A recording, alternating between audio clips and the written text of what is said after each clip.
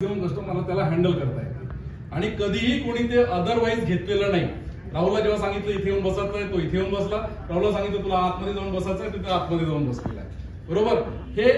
हे तुमच्या सगळ्यांचं एक खासियत आहे की तुम्ही कुठल्याच गोष्टीला अदरवाईज कधीच घेतलेलं नाही. कारण ती जी होती ती ब्रांचची नीड होती आणि त्या ब्रांचच्या नीडनुसार आपण तेव्हा चेंजेस केले. सो गुड, वेल डन.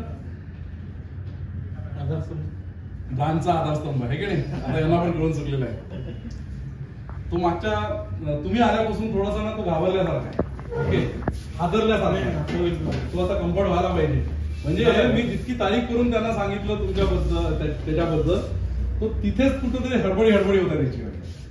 तो परफेक्शनचा खरंच एक एक्झाम्पल आहे. कळलं का?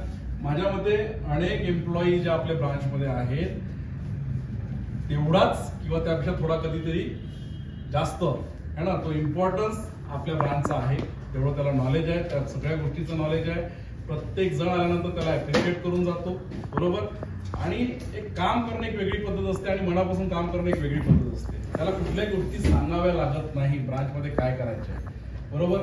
मी अनेक नवीन गोष्टी ब्रांचमध्ये करू शकलो कारण की ते अजिंक्यला ज्या पद्धतीनं करता आल्या त्या है ना, त्यांनी तसा पॉझिटिव्ह रिस्पॉन्स दिला.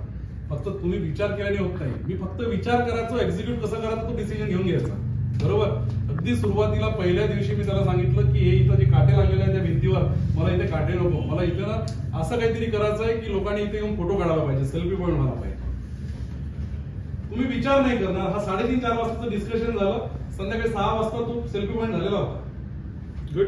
1-2 तासांमध्ये. त्याचा एक एक्झाम्पल सांगू अभिजित. काल आपण